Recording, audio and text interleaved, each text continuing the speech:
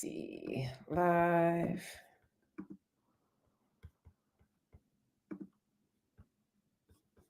Trying to see, am I live? I am live. I am live. All right, awesome. Guys, what is up? Happy Monday. I typically podcast on Tuesdays, but I honestly was just been really having an amazing day, an amazing actually couple of weeks. And I just felt like, you know what, I'm gonna get ahead of the game. And I felt like coming on at a different time of the day, different day of the week. And it's Monday, it's almost 4 o'clock. And I'm here today to talk to you guys a little bit about losing fat and how it's not always about just eating less. And I'm sure if you have been in the fat loss journey or on the fat loss journey for a long time, you are probably tired of hearing just create a calorie deficit, just create a calorie deficit, just create a calorie deficit. And the truth is, that is really what you need to do in order to lose fat. But it's not just as simple as eating less food. And sometimes, in fact, sometimes eating less actually might make it harder for you to create a calorie deficit. So today I want to talk a little bit about some effective ways that you can make some changes to help you create a calorie deficit, make it a little easier on yourself, and honestly get you guys to understand the gradual trajectory of the path of fat loss. Is I think that people also think that, or maybe you think that you should be seeing, 1 to 2 pounds of weight loss every single week. And there are so many factors that are going to change how quickly you lose weight that it's important for you guys to stay consistent with things. And I'm going to show you all that today. So first and foremost, if you guys get any value of what I'm sharing with you guys today, please send me a message. If you're watching live on Instagram, this is something new that I'm doing. I don't normally do these live on Instagram. Usually it's just on YouTube and on my podcast, but I'm trying to expand. And now that I know, well, I actually love Instagram of all of the platforms the most. It's where I spend the most of my time, not on YouTube. But I just wanted to try something different. So I'm still kind of figuring out the format. That's why my episodes might seem a little off in the beginning. I'm still trying to figure out, am I live everywhere? Is everything working? In fact, last week I was like, hey, Scott, I don't see my podcast on the YouTube channel. I was like, that's because you didn't put it to the YouTube channel. So I'm learning new things. Anyways, so if you are out there and your goal is to lose fat, you need to create a calorie deficit. I just said it. You're like, Cheryl, I'm tired of hearing it. But here's what you have to understand about creating a calorie deficit. And I'm actually going to share screen if I can figure out how to do this right now. Bear with me. I am not very tech savvy. Let's see, share screen. I am going to share. Okay.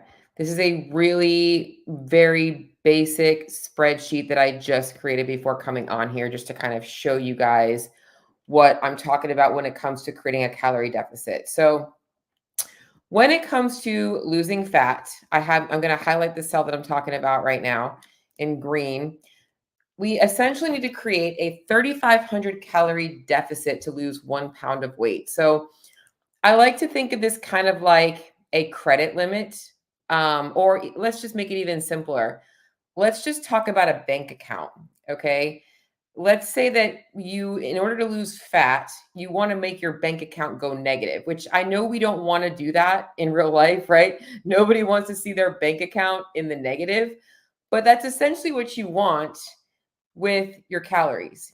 So if your maintenance calories, as I'm going to highlight now in green, if your maintenance calories, where it says TDEE, that's your total daily energy expenditure, are 2,400 calories.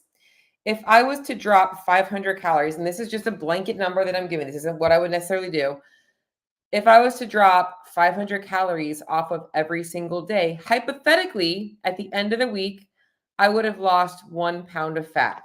Now, you're going to lose some other things as well, some water, obviously, some poop, other things that might go out as well. But the actual fat loss would be 1 pound. Now, what I want you guys to understand about this equation is that we don't live in a bubble. Okay, so we don't live in this isolated bubble where everything is symmetrical and this, there's so many factors that I'm going to talk about today that affect your energy in and your energy out. All right. So there is no way, if I'm going to highlight these numbers here, that you are going to be able to say that for the entire week, you're going to eat exactly 1,900 calories to lose that 1 pound. There's also no way that you're going to be able to predict and accurately burn 2,400 calories every single day. There's going to be a lot of factors that change that. Okay. And so the reality is we don't have complete control over our energy in and our energy out. So we have to do the best we can. And that is why ensuring we stay consistent with our daily movement, our workouts, and also staying consistent with our nutrition from day to day, that's going to give us the best metrics to be able to adjust if things aren't going in our favor, meaning we're not losing weight. Because the reality is, I put a reality scenario down here, calories in are going to look a little bit like this. And this is honestly what I would like to call a pretty ideal week. This is what most people are likely looking at that also have a full-time job, who have some social things going on, who might have birthday parties, and maybe they just get a little bit more hungry one day. It's realistic to know that not every day is going to be perfect, but the more consistent you stay, at least we can make some progress. So you can see here, I just gave some rough numbers. This is also why it's very important to keep track of how much you're eating in some way, shape, or form. There's plenty of people out there that are like, oh, tracking your food, you don't have to do that. No, you don't have to do that. But guess what they're going to tell you instead? You have to stay with portion control meals and eat a certain number of meals a day. So you're controlling calories in a different way. This way just happens to be a little bit more flexible. Again, on the reality train, we're not going to be burning the same amount of calories every single day. Okay. So your workouts, some days you might have more aerobic based workouts. You might be burning more energy there. Some days you might be more tired and you're not going to feel as good in your workout. So you're going to have a little bit less intensity. There's going to be a number of factors that are going to affect your energy output. We can't always estimate that. Maybe you take rest days. Maybe some days you're less active. You're not moving as much. Maybe some days you had a couple of drinks versus eating your calories. That's going to cause you to burn less energy. And we're going to go into all of that. But what I want you guys to understand is that when it comes to creating a calorie deficit, you need to control your calories in and your calories out. However, there are a lot of variables that are going to affect those things. And that's what we're going to start to talk about now. Okay. So, and this is also why eating less isn't always going to be the best scenario for you in terms of losing fat. All right. So what's going to affect our energy in? Our energy in is actually what I want you guys to think about when it comes to energy in is actually energy or calories that are actually absorbed by the body. All right. So some things are not going to be digested. So the amount of fiber intake you take in, some of those calories are not going to be digested by your body. The macronutrient distribution of the foods that you eat are going to affect your energy in. Some of those calories, actually your energy out, not your energy in. Specific macros are going to actually require more energy to digest. So carbs and protein tend to be more thermogenic than fats. So that's going to affect how many calories you actually burn to break down your food. I guess let me start by just talking about energy in. I think the main thing that's going to affect your energy in is obviously your appetite. So what cues your body is giving you and what foods you prefer. Those are probably the two main things that are going to affect your energy in. What I'm really talking about is the amount of energy absorbed. Okay. That's where the fiber comes in. And also the amount of energy burned based on the amount of foods that you're eating. And that's kind of what I was getting into with the protein, the carbs. I kind of took a little detour too early. So when it comes to the energy you burn through the thermic effect of feeding, protein and carbs are going to be more thermogenic than fats. Whole foods, eating foods that actually require you to chew and digest, are also going to require more energy to break down. So you can see here that the amount of calories you absorb from the foods you consume can be changed without actually changing the amount of calories you're eating. So this is where it's really important for you guys to optimize your nutrition for two reasons. One, if you're eating more food, you're going to feel more satiated. And two, if you're eating more food and you're losing weight, you're obviously going to be burning more calories. It's all good stuff. Okay. Energy out. This can be affected, and this is where eating less isn't always great.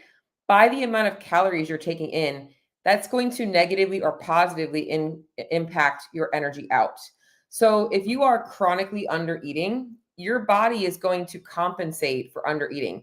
It's not starvation mode, it's just natural. If you don't have as much energy to burn, your body's not going to want to burn as much energy, and you're going to start to slow down doing things that you used to be a little bit quicker at. You're going to start to not have the motivation to do things that you used to feel somewhat obsessed with. Like if you're somebody who doesn't like having dirty dishes in the sink and you get up and move through a lot throughout the day and you're always finding something to do, sometimes when you're under eating, you'll start to notice that those things don't really matter that much anymore because you just don't have as much energy. And this is also going to impact your appetite. And a lot of people will spend time eating too little, and then it causes them to eat too much. You see a spike in your hunger and satiety hormones, leptin and ghrelin. So it's really important to understand that it's not always about just eating less. All right.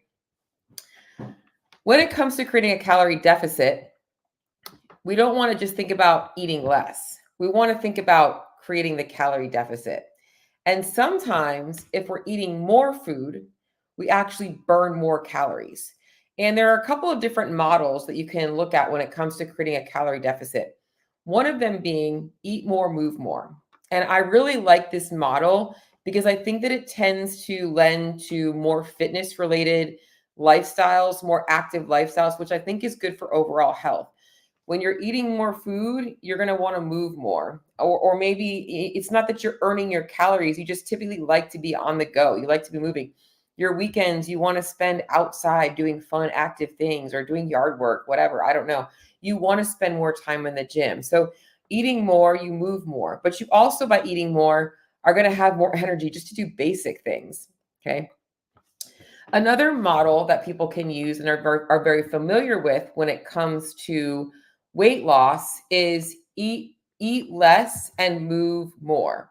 And this one does work really well, obviously, because we are intentionally eating less calories while we're increasing activity. We're going to create more of a deficit that way.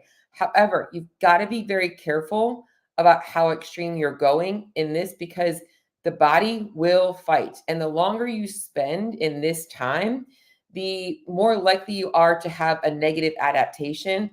And then all of a sudden, now you're starving, you're overeating, your weight's coming back on rapidly, and you're starting back over at square one. So these types of the eat more, move more, we can use this, but we want to use it for smaller amounts of time, like 3 to 4 weeks, maybe 5 weeks max. I think more importantly, finding a balance where you're keeping one of those two variables the same and you're figuring out what's easier for you to change. So let's say you are somebody that likes to eat more food. You might want to just work on moving more and trying to not decrease your calories too much. Maybe you're somebody that doesn't live a very active lifestyle and you're okay with that. You might be somebody that needs to cut calories back, but make sure that you're focusing on keeping yourself moving throughout the day. Okay. So when it comes to creating a calorie deficit, those are kind of the two main models that you want to use. But when it comes to your actual nutrition, there are two things that I kind of already touched on them a little bit that you want to consider because they're going to help you figure out what you should be doing with your food in terms of where you should be starting and what you should be adjusting. Okay. One of them, as I've already kind of mentioned, is metabolic compensation. As you are eating less food, your body is going to compensate. You're going to get hunger and satiety, you're going to get hunger and cravings. You're going to start to feel a little bit less energetic. Your sleep might be disrupted. Your gut might slow down. You might experience some mood changes. You just don't feel as well, but you honestly usually don't notice it because it's so subtle. It's like you slowly change over time. It's not like you just all of a sudden woke up one day feeling like shit. And then the second piece of it is metabolic adaptation. As you lose weight, your basal metabolic rate or your body's needs at rest does go down. Okay, so as you're weighing less, your body's going to need less calories. So knowing those two things, it's really important to understand how to optimize your nutrition in order to create a calorie deficit that's actually manageable, that's going to keep your metabolism working really well, that's going to keep your energy levels up, that's going to keep your appetite under control. And this comes by looking at more than just calories, right? First of all, we want to look at your macronutrient distribution. As I already mentioned, your macronutrients, some of them are going to have a higher thermic effect than others, but also some are going to make you feel more satisfied than others. Higher protein diets do increase satiety. So, and this is why a lot of people are like, I can't eat all this protein, I'm so full. Well, that's kind of the purpose. Now, I will be honest, there's a lot of coaches out there. I see these protein prescriptions. I'm like, dude, what are you feeding a freaking, you're not a 250-pound person. Doesn't make any sense. Like knowing where you need to be on that, sometimes they're overshooting a little too much. And that just doesn't make any sense because I'll be honest, wouldn't you rather have some carbs versus the protein? When it comes to calories, protein and carbs are equal in calories. So we want to make sure we're getting a high protein diet, but we're also saving some of those calories for our carbs, which is the second most thermogenic macronutrient. So we always want to optimize those two things for hunger, cravings, and also for whatever type of training you're doing. So carbohydrates are your body's preferred source of fuel. We want to make sure we're getting in enough energy to support our training. And then fats, we want to have set in a way that allows our body to have good hormonal health and good recovery. But this is also the nutrient that is the least thermogenic. And we need smaller doses of it to get the health benefit. So we don't need as much fat. Around 20% to 30% of your diet is really where your fat should fall. So I personally think that for those of you guys that are trying to lose fat, being on a higher protein, higher carb balanced diet and a moderate fat diet is going to give you the best bang for your buck because you can really optimize how much food's on your plate, optimize your fat burning potential if you are taking the next pieces into consideration. All right. So calories and macros are great, but your nutrition is not numbers. Okay. Your body, before there was obviously restaurants and stuff like that, our hunter-gatherer ancestors, they would go out and they would forage and they would hunt, right, for food. All right. So we're eating food and we now have assessed a calorie and macronutrient count to those foods. So the types of foods you eat are also going to help you lose fat easier. This isn't about what you're cutting out. It's about what you're adding in. And I'm going to say that again. It's not about what you're cutting out.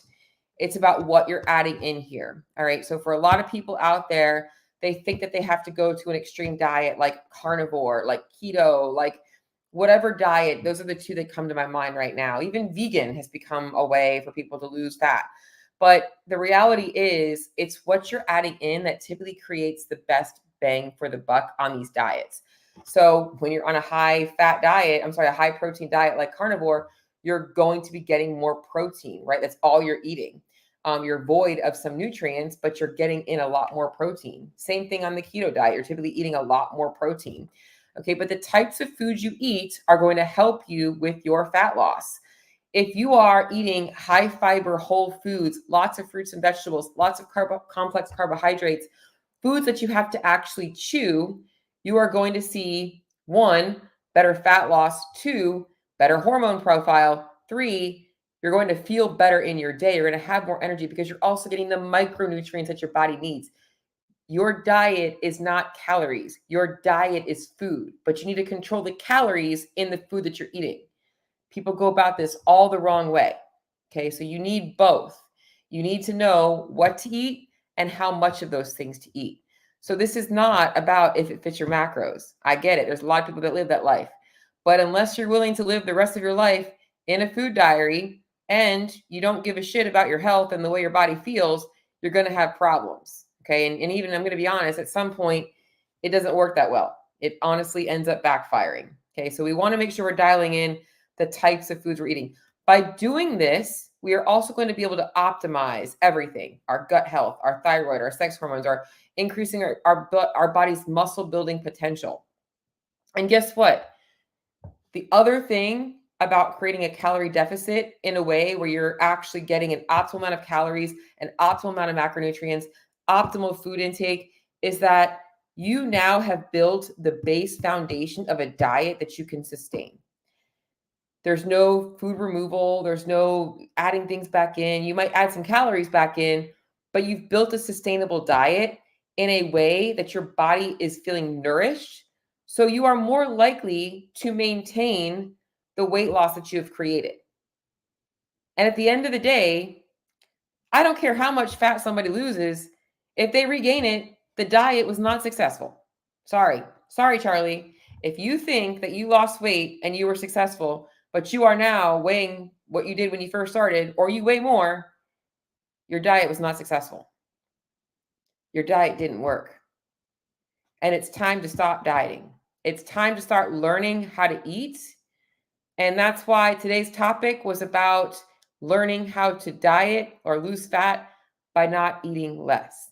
Okay. And I know I went over a lot of stuff today because I just had a lot of thoughts on my head about this whole calorie deficit thing. Because I'll be honest, I see a lot of questions that pop up in Facebook groups and in my own Facebook group and on Instagram, and people that are giving you guys bullshit information about, oh, you got to take these supplements. Oh, it must be your hormones. Oh, you got to cut out these foods. None of that shit matters. They're all distractions. All distractions. Even the calorie deficit bullshit, just screaming that at you, is a distraction. Even everything that I told you today is a distraction if you don't know how to apply it. Because at the end of the day, everything I just said to you guys likely made a lot of sense. But now you're like, I have a full-time job. I don't even know where to start. I don't know. Should I be meal prep? All of the tactical stuff, the steps you have to do to create this are where people struggle. So last thing I'm going to say, it is Monday, May 6th. On Sunday, May 12th, I know it's Mother's Day. I was already informed, Cheryl, it's Mother's Day. We are starting a 21-day Jumpstart. 21-day Jumpstart where I'm taking you from start to finish on everything you need to do to lose fat in a way that is going to help you control your appetite. That's going to help you perform better in the gym. It's going to help you with your hormones. It's going to help you with your gut. It's going to help you take out all of the frustration of not knowing what is or is not working so that you know exactly what you need to focus on. It starts on Sunday, May 6th, or May 6th, Sunday, May 12th.